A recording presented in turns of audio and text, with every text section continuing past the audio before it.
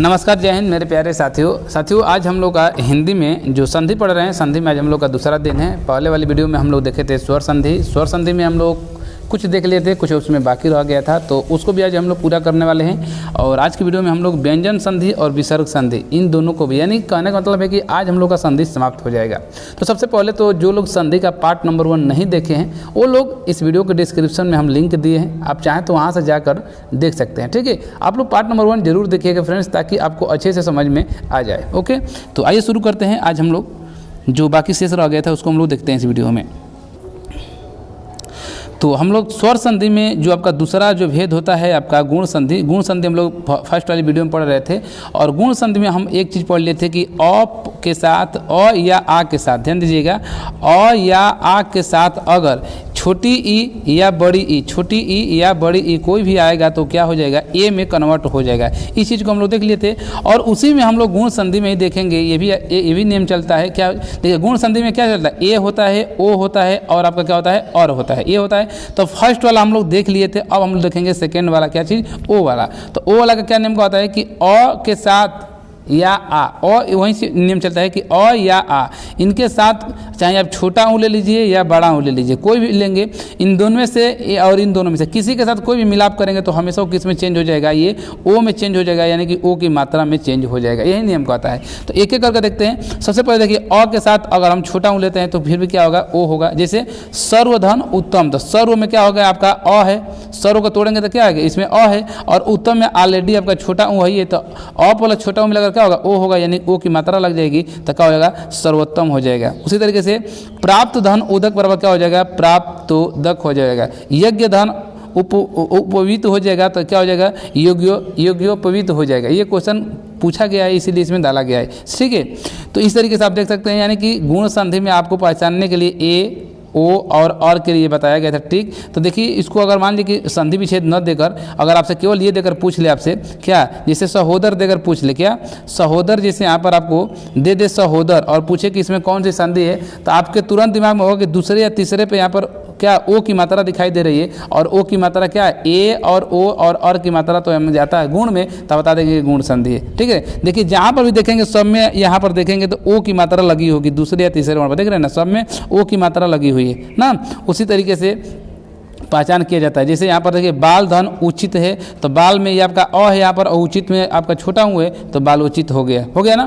तो ये अ के साथ ऊ का मिलाप करेंगे फिर भी आपका क्या होगा, ओ ही होगा। वहीं आप आगे देखिए कि अ के साथ अगर आप बड़ा ऊ का लेते हैं फिर भी आपका क्या होगा, बड़ा ओ, जब भी आप अ के साथ बड़ा ऊ लेंगे तो फिर भी क्या होगा आपका, ओ ही होगा, क्या ओ ही होगा। जैसे आप देखिए नौ धन ऊढ़ा, तो नौ में व को तोड़ेंगे तो वह हलंत प्लस अ लग जाएगा, तो अ प्लस ऊढ़ा में आपका बड़ा ऊ है, अ के साथ बड़ा ऊ फिर भी क्या हो रहा है आपका, ओ हो रहा है ना। तो ये क्या बन गया, नौ धन ऊढ़ा बराबर हो गया आपका नवोढ़ा, क्या नवोढ़ा। आगे उसी तरीके से देखेंगे तो जल प्लस उर्मी, क्या है, जल प्लस उर्मी, तो जल में आपका अ है और यहाँ पर आपका बड़ा ऊ है, तो दोनों को मिलाकर यहाँ पर क्या होगा, जल उर्मी हो गया। देख रहे हैं ना। सूर्य धन ऊर्जा बराबर क्या होगा, सूर्य ऊर्जा हो गया। समुद्र धन उर्मी बराबर क्या होगा, समुद्रुमी हो गया ना। तो यहाँ कैसे पहचानेंगे, ओ यहाँ पर दिखाई देगा तो आप पहचानेंगे कि क्या है, गुण संधि है। देख रहे हैं। उसी तरीके से आग के साथ अगर छोटा ऊ लेते हैं, आग के साथ छोटा ऊ लेंगे फिर भी आपका क्या होगा, ओ ही होगा। जैसे महाधन उत्सव तो क्या हो जाएगा, महोत्सव हो जाएगा। गंगा धन उदक बराबर गंगोदक हो जाएगा। महाधन उदय बराबर का होगा, महोदय हो जाएगा। कथा धन उपकथन बराबर का हो जाएगा, कथोपकथन हो जाएगा। देख रहे हैं ना। तो सब में ओ की मात्रा दिखाई दे रही है। ओके, उसी तरीके से अगर आग के साथ बड़ा ऊ है फिर भी आपका क्या होगा, ओ ही होगा। जैसे महाधन ऊर्जा बराबर का होगा, महोर्जा होगा। महाधन उर्मी बराबर का होगा, महोर्मी होगा। महाधन उष्मा बराबर का होगा, महोष्मा हो जाएगा। गंगा धन उर्मी बराबर का होगा, गंगुर्मी हो जाएगा। तो यहाँ पर आपको ओ की मात्रा दिखाई दे रही होगी। ठीक है, अब और वाले देख लेते हैं। तो और वाले में क्या होता है कि ये हमेशा तीसरे पर जाता है, जो और की जो मात्रा लगती है ये 100% किस पर जाएगा, तीसरे वर्ण पर ही जाएगा। इसकी बहुत ही अच्छी ट्रिक है, पहचान सकते हैं कि हमेशा जो और वाला मात्रा लगती है ये तीसरे पर जाती है। जैसे अ के साथ अगर आप री क्या लगाते हैं फिर भी ये और में चेंज होगा। जैसे देवधन ऋषि, तो देव में वो में आपका क्या है, अ है, और ऋषि में आपका क्या है, री है। तो अ प्लस री को मिलाएंगे तो किसमें चला जाएगा, और में चेंज होगा। देखिए आपका क्या होगा, देवर्षि हो गया। तो जो ये और वाला मात्रा लगी है ये किसमें लगी है, तीसरे वर्ण पर ही लगी है। देखिए ना, सप्त धन ऋषि बराबर क्या होगा, सप्तर्षि हो जाएगा ना। तब सप्तर्षि हो जाएगा तो यहाँ पर देखिए वही चीज़ है। शीत धन ऋतु बराबर क्या होगा, शीतर्तु हो जाएगा। ब्रह्म धन ऋषि बराबर क्या होगा, ब्रह्मर्षि हो जाएगा। तो हमेशा आप देखेंगे कि जो और वाली मात्रा है ये तीसरे वर्ण पर ही दिखाई दे रही है। तो ये भी किसका है, गुण संधि का ही एग्जाम्पल है। ओके, आ के साथ भी लिया गया है, फिर भी किस में चेंज होगा, और में ही होगा। जैसे महाधन ऋण बराबर का होगा महरण हो जाएगा, महाधन ऋषि बराबर का हो जाएगा महर्षि हो जाएगा, महाधन रिद्धि बराबर का होगा महर्धि हो जाएगा, और सदा धन ऋतु बराबर का होगा सदर्तु हो जाएगा। देख रहे हैं ना, तो सब पर ये और वाली जो मात्रा है किस पर लगी है, तीसरे वर्ण पर लगी है। और आपकी और की जो भी मात्रा दिखाई देगी तो क्या बताएंगे कि ये गुण संधि है। ओके, चलिए, तो गुण संधि मैंने पढ़ लिया। अब देखेंगे हम लोग वृद्धि संधि। तो वृद्धि संधि के अगर बारे में बात करें तो जैसे यण संधि में हम लोग सिंगल मात्रा देख रहे थे, ए की मात्रा और ओ की मात्रा, इसी तरीके से अब वृद्धि संधि में आप क्या करेंगे, आय की मात्रा यानी कि डबल मात्रा देखेंगे और औ की मात्रा देखेंगे, यानी कि वहाँ पर सिंगल मात्रा था, यहाँ पर डबल मात्रा दिखाई देगी। ओके, जैसे असेम हो ही चलेगा। अब देखिए यहाँ पर अब क्या हो जाएगा, चेंज हो जाएगा कि अ और आ के साथ, ये अ प्लस आ के साथ आप चाहे ए या आय दोनों इनमें से किसी के साथ कोई भी अगर संबंध बनाएगा तो किस में चेंज हो जाएगा, वो हमेशा आय में ही चेंज होगा। किस में, आय में ही चेंज होगा, यानी कि डबल मात्रा में ही चेंज होगा। उसी तरीके से अ या आ के साथ, क्या अ या आ के साथ आप चाहे ओ ले लीजिए या औ ले लीजिए, इनमें से कुछ भी आप लेंगे तो हमेशा ये किस में, औ में ही चेंज होगा, यानी कि डबल मात्रा औ में ही चेंज होगा ना। एक एक करके देखते हैं। और इसका ट्रिक क्या है कि शब्द के दूसरे या तीसरे वर्ण पर हमेशा ये डबल मात्रा दिखाई देगी। किस पर, दूसरे या तीसरे वर्ण पर। तो पहले हम अ के साथ ए लेते हैं, तो अ के साथ अगर हम ए लेंगे तो किस में चेंज होगा, आय में ही चेंज होगा। जैसे आप देखिए यहाँ पर एक एग्जाम्पल के तौर पर देखेंगे हम यहाँ पर, तो अ प्लस ए के साथ देख लेते हैं तो आई होगा। जैसे एग्जाम्पल समझिए, तत्र धन एव, क्या है, तत्र धन एव, तो यहाँ पर तत्र में क्या है, अ है और एव में ए है, तो इसको मिलाकर क्या होगा, आय हो जाएगा। तो क्या हो जाएगा, तत्रे हो जाएगा। क्या, तत्रे। तो आपको पहचानने का आसान तरीका है कि देखिए यहाँ पर जो भी देखेंगे एग्जाम्पल हमेशा डबल मात्रा दिखाई देगी ना, आय की मात्रा दिखाई देगी, तब बता दीजिएगा कि ये संधि कौन सी है, वृद्धि संधि है। ओके, चलिए, एक धन एक बराबर क्या होगा, क्या हो गया, एक हो जाएगा। ओके, वहीं अगर अ के साथ आय भी लगाएंगे फिर भी आपका आय होगा। जैसे धन ऐश्वर्य बराबर का होगा धनेश्वर्य हो जाएगा, भाव धन एक के बराबर का होगा भावैक्य हो जाएगा, मत धन एक के बराबर का होगा मतैक्य हो जाएगा। देख रहे हैं ना, सब पर आय की मात्रा लग रही है। और आ के साथ भी अगर ए लगाते हैं, आ के साथ फिर भी आपका आय होगा। जैसे सदा धन ए बराबर सदैव हो जाएगा, तथा धन ए बराबर तथेव हो जाएगा। और आ के साथ आय लगाते हैं यानी कि डबल मात्रा, फिर भी आपका आय में ही जाएगा, यानी कि महाधन ऐश्वर्य बराबर का होगा महेश्वर्य हो जाएगा। ठीक है, और ये आपका रामाधन ऐश्वर्य बराबर का होगा रमेश्वर्य हो जाएगा। देख रहे हैं ना, सब पर डबल की मात्रा लग रही है, यानी कि आय की मात्रा दिखाई दे रही है। उसी तरीके से अ के साथ आप ओ लगाएंगे तो आपका औ में चेंज हो जाएगा। क्या, अ के साथ या आ के साथ ओ या औ कुछ भी लगाएंगे हमेशा आपका डबल मात्रा यानी औ में ही चेंज होगा। जैसे परम धन ओज बराबर का हो जाएगा परमौज हो जाएगा, उष्म धन ओदन बराबर का उष्रोदन हो जाएगा, दंत धन ओष्ट का होगा दंतोष्ट हो जाएगा। देख रहे हैं, सब पर डबल मात्रा यानी औ की मात्रा लगी हुई है। और आप चाहें यहाँ पर देखिए फिर से अ के साथ औ लगाइए फिर भी वही चीज होगा, औ ही होगा, यानी कि परम धन औदार्य हो जाएगा प्रमोदार्य हो जाएगा, परम धन औसत बराबर क्या हो जाएगा, परमौसत हो जाएगा। ओके, आप प्लस ओ का लगाएंगे फिर भी औ हो, जैसे महाधन ओज बराबर महोज हो जाएगा, महाधन ओजस्वी बराबर का हो जाएगा मौसवी हो जाएगा, मौजस्वी हो जाएगा। और आ के साथ औ करेंगे, औ फिर भी औ ही हो गई, तो हमेशा इसी में चेंज होगा। जैसे महाधन औदार्य बराबर का होगा महोदार्य हो जाएगा, महाधन औसत बराबर का होगा मौसद हो जाएगा। देख रहे हैं ना, तो ये चीज़ आपका होता है। यानी कि आपको क्या करना है, बस एक चीज़ याद रखना है वृद्धि संधि में कि जब भी आपसे डबल मात्रा चाहे आय की मात्रा या औ की मात्रा दिखाई देगी दूसरे या तीसरे वर्ण पर, तो आप पहचान जाइएगा कि किस चीज़ का एग्जाम्पल है, वृद्धि संधि का। ओके, चलिए अब हम लोग देख लेते हैं चौथा आपकी है यण संधि। कौन सी, यण संधि। तो यण संधि के बारे में बात करें तो यण संधि बहुत ही आसान होती है, इसको देखिएगा समझ जाएंगे। यदि छोटी ई या बड़ी ई या छोटा ऊ या बड़ा ऊ हो या री हो का मेल किसी अन्य स्वर से हो, तब ये जो ई है, ई है ये य में, ठीक है, ऊ है वह व में, और री जो है ये आपका किस में, र में, और ल में क्या होता है, परिवर्तन हो जाता है। जैसे यहाँ पर देखिए लिखा गया है क्या, ई के साथ यानी कि छोटी ई या बड़ी ई के साथ यदि अन्य कोई भी स्वर आएगा तो जो ई है ये आपका य में चेंज हो जाएगा। किसमें, य में। और वहीं अगर ऊ के साथ यानी छोटा हूँ या बड़ा हूँ इसके साथ कोई भी अन्य स्वर आएगा तो ये आपका व में चेंज होगा, ये य में होगा। ई यानी कि ई से य और ऊ से व, ये ऊ किसमें, व में। और री का अगर किसी अन्य स्वर के साथ अगर मेल होता है तो किसमें होगा, ये र में चेंज हो जाएगा ना। और यहाँ पर देखिए इसका ट्रिक क्या है कि शब्द का पहला और दूसरा वर्ण आधा हो और बाद में अंतस्थ व्यंजन में से कोई हो। क्या समझे, शब्द का जो पहला या दूसरा जो वर्ण होगा वो क्या होगा, आधा हो, सॉरी आधा ही होगा, इससे भी पहचान जाएंगे। जैसे एग्जांपल देखिए, एग्जांपल से आपको समझ में आ जाएगा। जैसे देखिए ई के साथ अ का मेल हुआ है तो फिर भी क्या बना है आपका ई के साथ कोई भी स्वर आ जाएगा, अन्य स्वर ना कोई भी आ जाएगा तो हमेशा वो किस में ई वाला य में चेंज हो जाएगा। जैसे यदि धन अपी, तो यदि में क्या है आपका छोटी ई है, अपी में क्या है अ है, तो ये मिलाकर क्या हो जाएगा, ये चेंज हो गया किस में य में, तो ये यद्यपि हो जाएगा, क्या यद्यपि हो जाएगा, देख रहे हैं ना। और यहाँ पर कहें कि दूसरा कहीं से यहाँ पर है, तो यहाँ पर जो यद्यपि है ये में यह क्या है दूसरा आपका है ना, यानी कि हाफ, यानी कि आपका क्या दिखाई देगा, आधा दिखाई देगा यद्यपि में। विधन अवसाय है तो क्या हो जाएगा, व्यवसाय हो जाएगा। विधन अवसाय पर क्या होगा, व्यवसाय। देखिए वो यहाँ पर क्या है, वो आपका आधा है, तो हम क्या बताए कि पहला है तो दूसरा वर्ड आपको आधा दिखाई देगा। जैसे अति धन अधिक बराबर क्या होगा, अत्यधिक, तो अत्यधिक में तो देखिए यहाँ पर बीच में दूसरे वर्ड पर हाफ दिखाई दे दिया ना, तो ये चीज़ हो गया। और ये किस में चेंज हो गया, ई प्लस अ बराबर य में चेंज हो गया, ई प्लस अ किस में चेंज हो गया, य में हो गया, देख रहे हैं ना।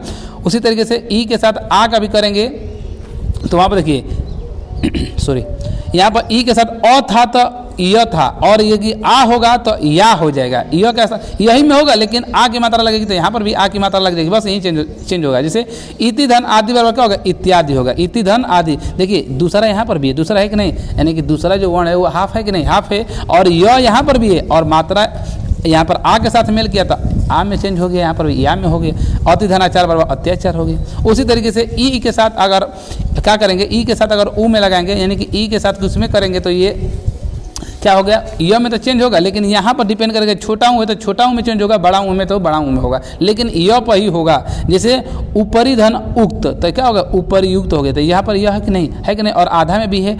और उसके बाद से देखिए यहाँ पर क्या चीज़ है, छोटा ऊ का भी लगा है। जैसे अति धन उत्तम, अति उत्तम हो गया, क्या अति उत्तम हो गया कि नहीं। अभिधन उदय, अभी उदय, देख रहे हैं ना, दूसरा सेकंड हाफ भी है, छोटाऊ का भी है और यह भी है, तो इस तरीके से चेंज होता है। फिर ई के साथ ऊ लेंगे तो वहीं बड़ा ऊ में हो जाएगा, यहाँ पर बड़ा ऊ है तो यहाँ पर बड़ा ऊ में चेंज हो गया। जैसे निधन ऊन बराबर क्या होगा, न्यून हो जाएगा। विधन ऊ बराबर क्या होगा, व्यू हो जाएगा, देख रहे हैं, बड़ा ऊ है और पहला वर्ण आपका हाफ भी है और बीच में आपका यह भी है और यह पर बड़ा ऊ भी है, ठीक है ना। इस तरीके से आप देख सकते हैं, ई के साथ ए करेंगे तो ए हो जाए। अधिधन एसड़ा बराबर क्या हो जाएगा, अधेसड़ा हो जाएगा। प्रतिधन एक बराबर क्या होगा, प्रत्येक हो गया, देख रहे हैं ना। फिर बड़ी ई के साथ अगर अय लगाते हैं तो ये य में तो चेंज होगा, लेकिन डिपेंड करेगा इस पर कि यहाँ पर क्या है, अय की है तो यहाँ पर य पर भी अय की मात्रा लग जाएगा ना। सखी धन ऐश्वर्य बराबर क्या हो जाएगा, सखी ऐश्वर्य हो जाएगा, देख रहे हैं ना। इस तरीके से चेंज होता है, ठीक है। तो इसको देख लीजिएगा आप। ई के साथ फिर आ क्या है तो यहाँ पर भी आ हो गया। जैसे देवी धन आगमन बराबर क्या होगा, दिव्यागमन। आपको मन ये पहचानना है, देखना है कि पहला या तो दूसरा वर्ण क्या आधा आपको दिखाई देना चाहिए, क्या आधा दिखाई देना चाहिए और य दिखाई देना चाहिए। अब य पर चाहे छोटा का है, बड़ा का है, छोटी है, बड़ी, इससे मतलब नहीं है। आपको पहला और दूसरा वर्ण आपका हाफ आधा दिखाई दे और य दिखाई दे। जैसे आप देखिए दिव्यागमन में देखेंगे तो आपका दूसरा आपका वो जो है ये आधा दिखाई दे दिया, यह भी आ गया। महिधन आधार में मध्यार हो गया तो यहाँ पर भी आपका क्या हो गया, आधा हो गया और यह भी आ गया। उसी तरीके से यहाँ पर देखिए ऊ के साथ अगर अ लगाते हैं तो ये किसमें चेंज होगा, व में चेंज हो जाएगा। जैसे सुधन अक्ष बराबर क्या हो जाएगा, स्वच्छ हो जाएगा। सुधन अक्ष बराबर क्या होगा, स्वच्छ हो जाएगा। मनुधन अंतर बराबर क्या होगा, मनवंतर हो जाएगा, देख रहे हैं ना। हाफ हाफ आपको दिखाई, बीच वाला पहला ये तो दूसरा वर्ण हमेशा बार बार कह रहे हैं कि आपको आधा दिखाई देगा और उसके बाद से व या तो य या तो व यही आपका दिखाई देता है, ठीक है। इसी में चेंज आपका होता है। जैसे उधन आ बराबर आपका वाह हो गया। जैसे सुधन आगत बराबर स्वागत हो गया। मधुधन आले बराबर मध्वाले हो जाएगा, स्वागत यहाँ पर हो गया, ठीक है। अन्वित हो गया, यहाँ पर छोटी, यहाँ पर छोटी है तो छोटी में, लेकिन कि जब ऊ दिखाई देगा तो ऊ किस में, व में। वहाँ पर ई था तो य में, ई था तो य में, और ऊ दिखाई दे दिया तो ये किस में, व में चेंज हो रहा है। बाकी वही चीज़ सब चल रहा है ना। जैसे गुरुधन ओधन बराबर गुरुओधन हो जाएगा। भूधन आदि बराबर क्या हो जाएगा, भुआदि हो जाएगा। वधुधन आगमन बराबर क्या होगा, वध्यागमन हो जाएगा, देख रहे हैं ना। रिधन और बराबर ये इसमें ये र में चेंज होता है। री के साथ अगर कोई भी आता है स्वरत एक इसमें होगा र में। जैसे पितृधन अनुमति बराबर क्या हो जाएगा, पितृनुमति हो जाएगा। और री के साथ आ आएगा तो वहीं र तो रहेगा, लेकिन जो यहाँ पर डिपेंड करेगा यहाँ पर आ की है कि ओ की है कि ए की है, जो रहेगा यहाँ पर वही चीज़ होगा। यहाँ पर आ की है तो रा हो जाएगा। जैसे मातृधन आज्ञा बराबर क्या होगा, मात्राज्ञा हो जाएगा। पितृधन आज्ञा बराबर क्या होगा, पित्राज्ञा हो जाएगा ना। वहीं देखिए यहाँ पर छोटी आ गया था, र तो सेम चीज़ है। री के साथ अगर कोई भी आया है तो वो आपका चेंज हो गया, किस में, र में चेंज हुआ है, लेकिन ये डिपेंड कर रहा है कि यहाँ पर क्या छोटी है तो यहाँ पर छोटी लग गया। जैसे मातृधन नीचे बराबर मातृच्छा हो गया, पितृधन नीचे बराबर पितृच्छा हो गया, देख रहे हैं ना। तो और एक आता है लृ के साथ अगर आता है आ तो ये ला में, यानी कि लृ के साथ कोई भी आएगा तो वो ला में ही चेंज होगा और डिपेंड करेगा इस पर। तो यहाँ पर आ है तो इसलिए यहाँ पर ला होगी, जैसे लृ धन आकृति बराबर क्या होगी, लाकृति आपकी हो जाएगी। ठीक है, तो इस तरीके से आप हम आशा करते हैं कि आप लोग इस चीज़ को समझ गए होंगे।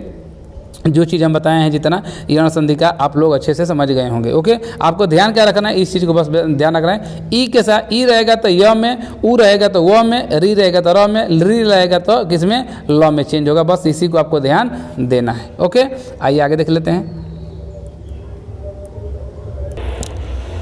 अब 5वां नंबर पर है आपका अयादि संधि। क्या है, अयादि संधि। तो देख लेते हैं, अयादि संधि भी बहुत ही आसान होती है, इसको भी आप लोग पहचान जाएंगे। जैसे अयादि संधि का क्या होता है कि यदि क्या है, यदि ए ऐ ओ औ का मेल किसी अन्य स्वर से हो तो जो ये ए है ये किस में चेंज होगा, ए आपका अ में चेंज होगा, जो अ है ये आय में चेंज हो जाएगा, ओ है वो औ में चेंज होगा, और जो औ है ये आव में परिवर्तन हो जाएगा। देख रहे हैं ना, बस यही चीज़ आपको समझना है, बाकी ये बहुत ही आसान होती है। ठीक है, जैसे यहाँ पर देखिए शॉर्टकट में लिख दिया गया है कि ए के साथ अन्य कोई भी स्वर होगा तो ए किस में, अ में, ओ के साथ अन्य स्वर होगा तो ये औ जो है किस में, औ में हो जाएगा, अ के साथ अन्य स्वर आता है तो जो अ है ये आय में चेंज हो जाएगा, और औ के साथ अन्य स्वर कोई भी आता है तो औ जो है किस में होगा, आव में चेंज हो जाएगा। ठीक है, इसका ट्रिक क्या है, तो ट्रिक बहुत ही आसान है कि कोई भी शब्द दिया रहेगा उस शब्द के बीच में कि तो व आएगा या तो य, व या य, इसी को आपको ध्यान देना है कि व और य आपको पहचानने के बीच में अगर कोई भी शब्द के बीच में आता है तो आप समझ जाएंगे कि इसका एग्जाम्पल है, अयादि संधि का एग्जाम्पल है। ठीक है, तो ट्रिक याद कीजिएगा।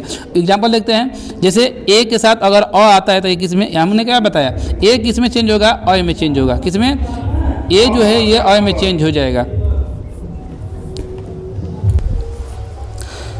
ठीक है, तो इसका एग्जांपल देख लेते हैं। जैसे ए और अ के साथ अगर मिलाप होगा तो ये किस में होगा, मैंने बस आपको ये ध्यान रखना है कि जो ए है ये चेंज होगा हमेशा किस में, अ में होगा। ओके, और बीच में या तो य दिखाई देगा या तो व दिखाई देगा, इसी को बस आपको ध्यान में रखना है। जैसे से धन अन बराबर क्या हो जाएगा, शयन। तो शयन में जैसे आप शयन लिख रहे हैं, शयन, तो बीच में क्या हो गया, य आ गया ना, तो इसे बता देंगे आप क्या है, अयादि संधि। ने धन अन बराबर क्या हो गया, नयन हो गया, नयन हो गया कि नहीं। और देखिए यहाँ पर चेंज किसी भी हो रहा है, ने में क्या है, ए है, और अयन में, अन में क्या है, अ है, तो ए प्लस अ मिलाकर क्या हो रहा है, आपका अ ही हो रहा है ना, और बीच में आपका क्या आ रहा है, य भी आ रहा है। तो इस तरीके से पहचान जाएंगे अयादि संधि में। और वहीं देख लीजिए अगले एग्जाम्पल, अ के साथ अगर अ आता है तो वो आय में चेंज होगा। क्या, अगर अ आता है अ के साथ अ तो ये क्या होगा, आय में चेंज हो जाएगा। ओके, यानी कि वहाँ पर सिंगल था तो अ था, यहाँ पर डबल है तो आय हो जाएगा। ओके, जैसे गए धन अक बराबर क्या होगा, गायक हो गया, नए धन अक बराबर क्या होगा, नायक हो गया, से धन अक बराबर क्या होगा, सहायक हो गया, विनय धन अक बराबर क्या होगा, विनायक हो गया। देख रहे हैं ना, तो ये आपका आय में चेंज हो जाता है। ओके, और बीच में देखिए यहाँ पर यह दिखाई दे रहा होगा। उसी तरीके से आय के साथ ई आता है तो आई हो जाएगा, क्या, आई हो जाएगा। जैसे नए धन ई का बराबर नायिका, गए धन ई का बराबर क्या होगा, गायिका हो गया। ये सब उसी का एग्जाम्पल है। ओ के साथ अगर अ आता है तो औ में चेंज होगा। हम क्या बताएं कि ओ के साथ अगर ओ आता है तो ये किस में होगा, ये औ में होगा। जैसे पौ धन अन बराबर क्या होगा, पवन हो जाएगा, भो धन अन भवन हो जाएगा, श्रो धन अन बराबर क्या होगा, श्रवण हो जाएगा। देख रहे हैं ना, और ओ के साथ अगर ई आता है तो ये अवी में चेंज होगा। ये डिपेंड करता है इस पर, बाकी तो ये आव है, ये है वो वाला आव में। जैसे पो धन इतर का होगा, पवित्र हो गया, गो धन इन्नी पर क्या हो गया, गवनी हो गया।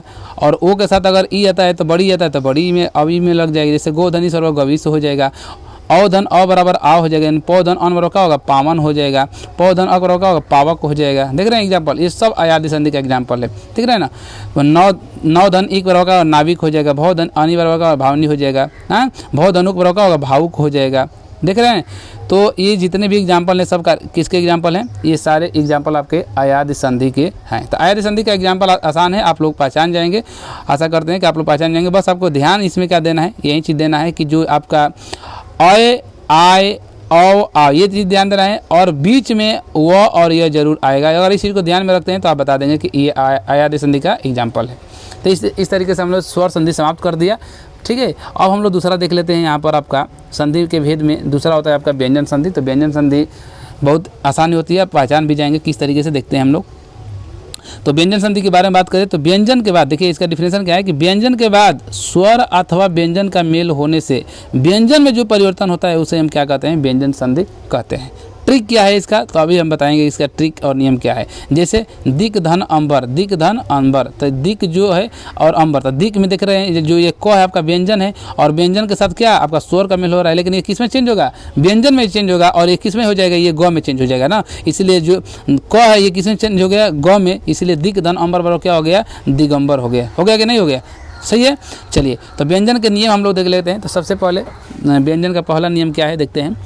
व्यंजन का पहला नियम ये कहता है कि यदि स्पर्श व्यंजनों के प्रथम अर्थात क च ट त प के बाद क्या है, यदि स्पर्श व्यंजन के प्रथम यानी कि जो क वर्ग है, च वर्ग है, ट वर्ग है, प वर्ग है, त वर्ग है, इन जो भी है इनके बाद, यदि इनके बाद किसी वर्ग का तीसरा चौथा स्वर या अंतस्थ व्यंजन य र ल व आए तो वर्ग का पहला वर्ण जो है क च और आपका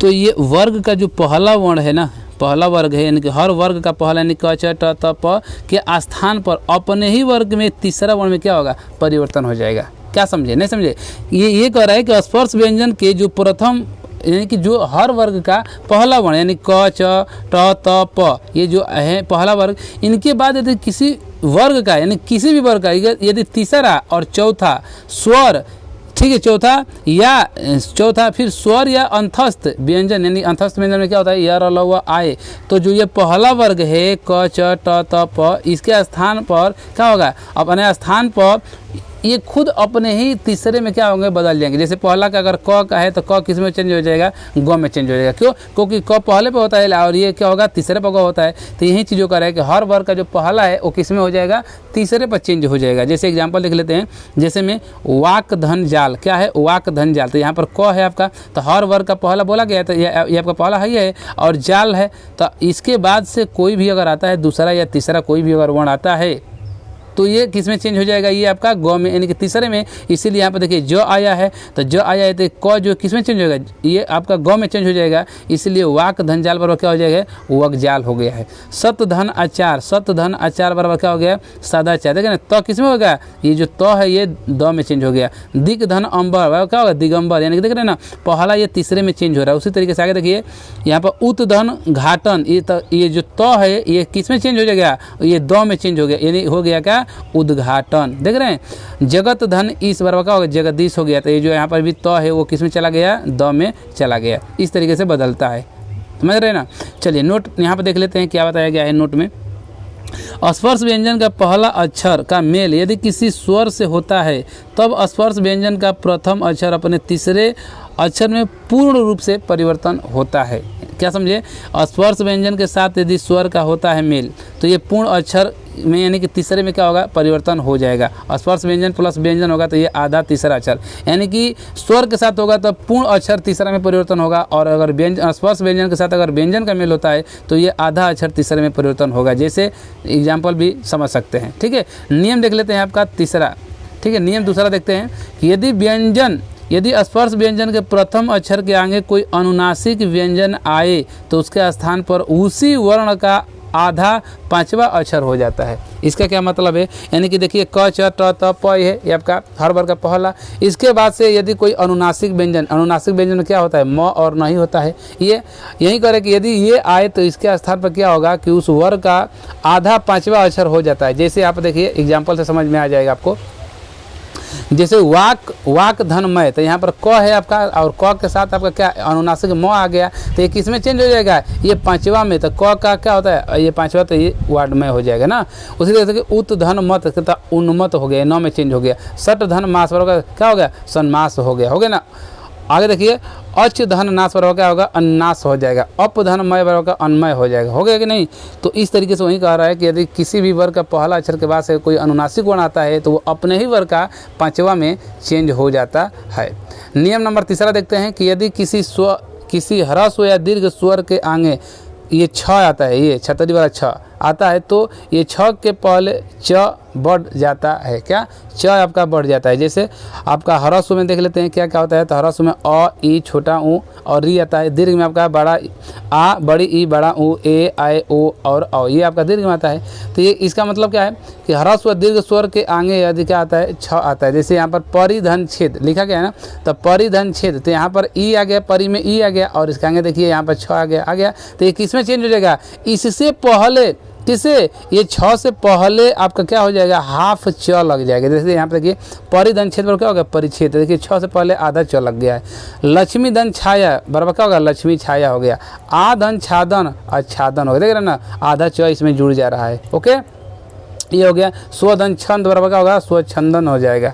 तो इस तरीके से ये होगा। चलिए नेक्स्ट आगे देख लेते हैं।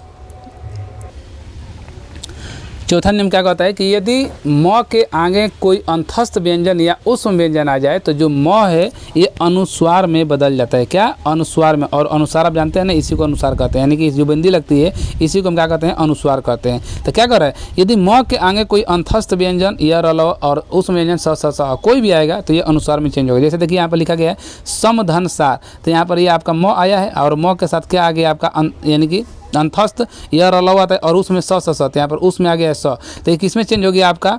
ये आपका अनुस्वार में चेंज हो गया। अनुस्वार में। क्या? अनुस्वार में, यानी कि ऊपर जो बिंदी लगती है। तो इसलिए समधन सार बराबर क्या हो गया है? संसार हो गया है। समधन योग देखिए संयोग में चेंज हो गया। देख रहे हैं अनुस्वार में कैसे चेंज होता है। समधन रक्षक बराबर क्या होगा? संरक्षक हो जाएगा। समधन हार बराबर क्या होगा? संहार आपका हो जाएगा। तो क्या समझे कि यदि म के आगे कोई भी अंतस्थ व्यंजन या रलव और उसमें व्यंजन स कोई भी आएगा तो ये तुरंत किसमें? अनुस्वार में परिवर्तन हो जाएगा। ओके, नियम चौथा हो गया। नियम नंबर 5 देख लेते हैं कि यदि अ या आ को छोड़कर किसी भी स्वर के आगे स आता हो तो ये जो स के स्थान पर, मतलब कि ये जो दांती स है इसके स्थान पर ये मूर्धन्य स आपका हो जाता है। जैसे अभिधन से ये क्या हो जाएगा? अभिषेक। देख रहे हैं किसमें? मूर्धन्य स में आपका चेंज हो जाता है ना। विधन सम बराबर क्या होगा? विषम होगा। निधन सेध बराबर क्या होगा? निषेध हो जाएगा। सुधन सुप्त बराबर क्या होगा? सुसुप्त हो जाएगा। किसमें चेंज हो रहा है? स में आपका, यानी कि मूर्धन्य स में चेंज हो जा रहा है। ओके, चलिए नियम नंबर 6 देख लेते हैं कि यदि मूर्धन्य स के पश्चात त या थ आए, क्या? त या थ आए तो उसके स्थान पर क्या? ट और ठ हो जाता है। जैसे आकृष्ट धन त बराबर क्या होगा? आकृष्ट हो जाएगा। जैसे दुष्ट धन त बराबर क्या होगा? दुष्ट हो जाएगा। पृष्ठ धन थ बराबर क्या होगा? पृष्ठ हो जाएगा।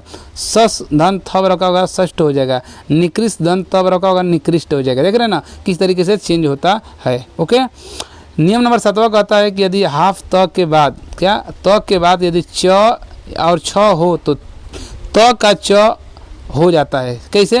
मतलब कि त के बाद यदि च और छ में से कोई भी आएगा तो जो त है ये च में ही चेंज हो जाएगा। जैसे उत्धन चारण, तो त के बाद क्या आ गया? च आ गया, तो ये तुरंत किस में? उच्चारण, यानी कि च में ही चेंज होगा। यानी कि हाफ च में, किस में? हाफ च में उच्चारण हो गया। जगत धन छाया, जगत छाया हो जाएगा। जग छाया। उत धन चरित्र बराबर का होगा? उच्चरित्र हो जाएगा। शरत धन चंद्र बराबर का हो जाएगा? शरचंद्र आपका हो जाएगा। देख रहे हैं ना, तो किस तरीके से च में चेंज होता है। नियम नंबर 8 क्या कहता है कि त के बाद यदि ज या झ हो, ठीक है, त के बाद यदि ज झ हो तो जो त है ये किस में? ज में ही चेंज हो जाता है। जैसे सत धन जन बराबर क्या होगा? सज्जन हो जाएगा। विपत धन जाल बराबर क्या होगा? विपजाल हो जाएगा। जगत धन जननी जग जननी हो जाएगा। उत धन ज्वल बराबर क्या हो जाएगा? उज्ज्वल हो जाएगा। उत धन झटिका बराबर क्या होगा? उझटिका आपका हो जाएगा। ठीक है, और नियम नंबर 9 क्या है कि त के बाद, यानी कि त के बाद यदि ट या ड आए तो ये त जो है क्रमशः ट हाफ और ड में ही बदल जाता है। जैसे त के बाद देखिए ट है तो ट में ही, त के बाद ड है तो ये ड में। जैसे बृहत धन टीका बराबर का होगा? बृहटिका हो गया। उत धन डयन बराबर का हो गया? उड्डयन हो गया। यानी कि किस में चेंज हो रहा है? ट या ड में चेंज आपका हो जा रहा है। और नियम नंबर 10 क्या कहता है? नियम नंबर 10 कहता है कि त के बाद यदि ल हो तो जो त है ये ल में ही बदल जाता है। जैसे उत धन लास बराबर क्या हो गया? उल्लास हो गया। देखिए उल्लास।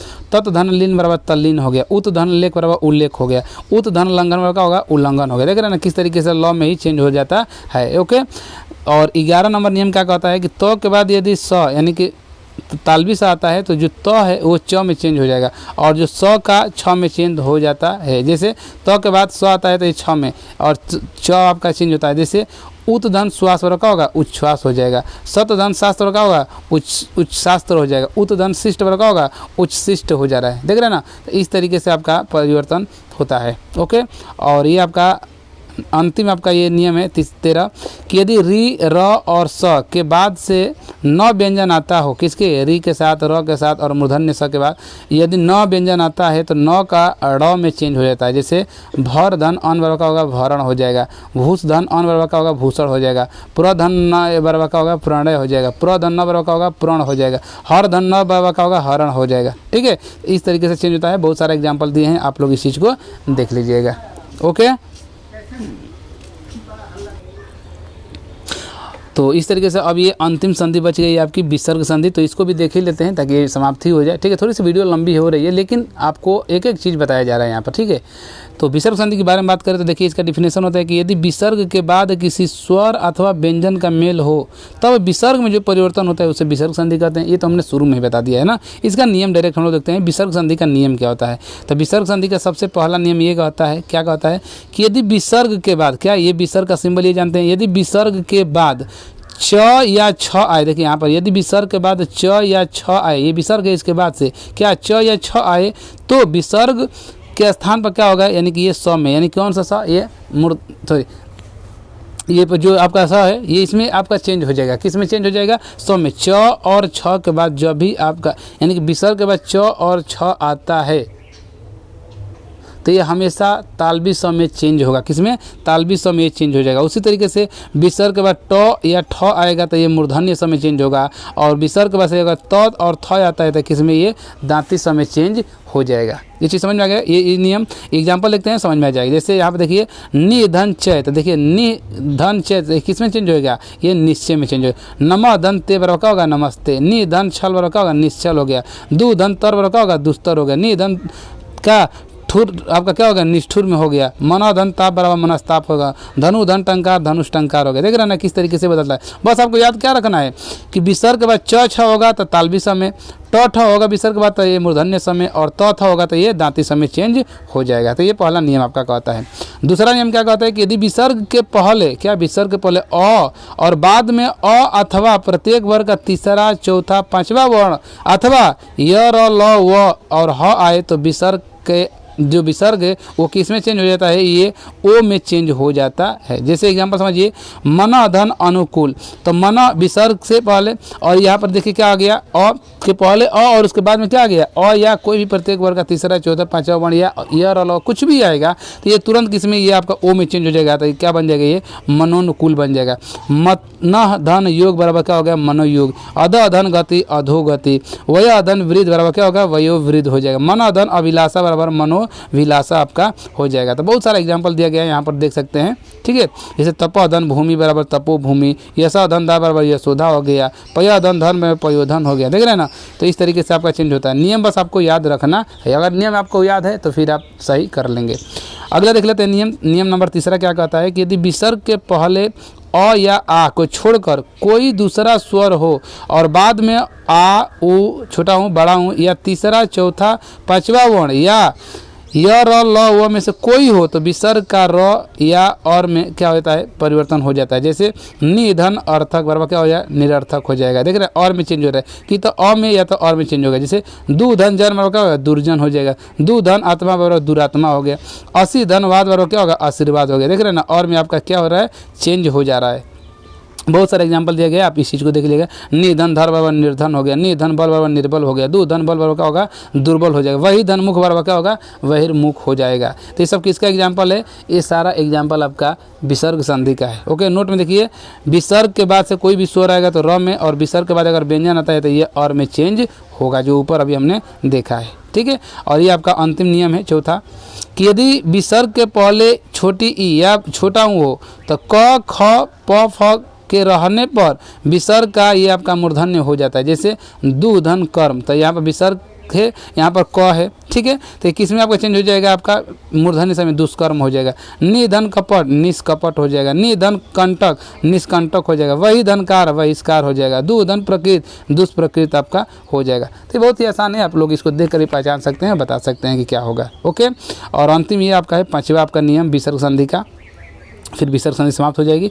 यदि विसर्ग के बाद र हो तो विसर्ग लुप्त हो जाता है। क्या लुप्त हो जाता है और उसके पहले का स्वर जो है दीर्घ हो जाता है। जैसे निधन रोग क्या हो जाएगा, निरोग। तो देखिए यहाँ पर जो ये अब जो ये छोटा था, ये अल्प था, ये क्या हो गया, दीर्घ हो गया। किसमें, न छोटा था बड़ी हो गया, छोटी लगा था बड़ी का हो गया। कैसे, क्या कह रहा था कि विसर्ग के बाद अगर र आ जाएगा ना तो जो विसर्ग है वो लुप्त हो जाता है और उसके पहले क्या हो जाता है, जो स्वर होगा वो दीर्घ हो। जैसे निधन रज बराबर क्या हो जाएगा, नीरज होगा। निधन रस बराबर नीरस होगा। निधन रुज बराबर क्या होगा, नीरुज हो जाएगा। देख रहे हैं ना, किसमें, दीर्घ में परिवर्तन हो जा रहा है। और एक अभी और नियम रह गया है, ठीक है, इसके बाद समाप्त हो जाएगा। ये लास्ट नियम है, इसको भी देख लेते हैं।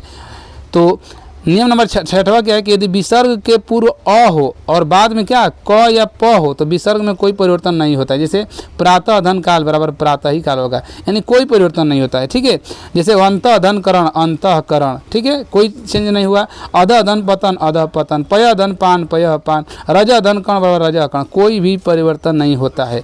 और यहाँ पर एक अपवाद में देख लेते हैं, क्या है, नमः एवं पूरह में विसर्ग का स हो जाता है। जैसे नमः धनकार बराबर क्या होगा, नमस्कार हो जाएगा, ठीक है। पूरा धनकार बराबर क्या होगा, पुरस्कार हो जाएगा। ये आपका अपवाद में चलता है, तो इसको भी आप लोग ध्यान दीजिएगा, ठीक है। तो ये आपका समाप्त हो गया संधि। और वीडियो तो काफ़ी लंबी हो गई है, ठीक है, फिर भी लेकिन एक एक चीज़ आप छोड़ नहीं पाते हैं। कोई भी चीज़ सोचते हैं कि जो बता रहे हैं तो पूरा ही बता दें, उड़ा कर पढ़ाने से कोई फ़ायदा नहीं होगा। मान लीजिए कोई चीज़ न पढ़ें वही एग्जाम में आ जाए तो फिर आप कहेंगे कि पढ़ाया गया और उसमें से नहीं मिला, इसलिए सब कुछ बताया जाता है, ठीक है। तो ठीक है फ्रेंड्स, वीडियो बस यहीं तक रखते हैं और वीडियो आपकी समाप्त हो चुकी है। जो लोग ये वीडियो देखें हैं, आप पार्ट नंबर 1 नहीं देखें हैं संधि का, तो वो लोग ज़रूर पार्ट नंबर 1 भी देख लेंगे, तभी इसको देख लीजिएगा ताकि अच्छे से समझ में आ जाए। तो धन्यवाद फ्रेंड्स, आज के लिए बस इतना ही। वीडियो को लाइक कर दीजिएगा, चैनल को सब्सक्राइब कर लीजिएगा अगर चैनल को सब्सक्राइब नहीं किए हैं तो। बाकी के लिए धन्यवाद, ओके।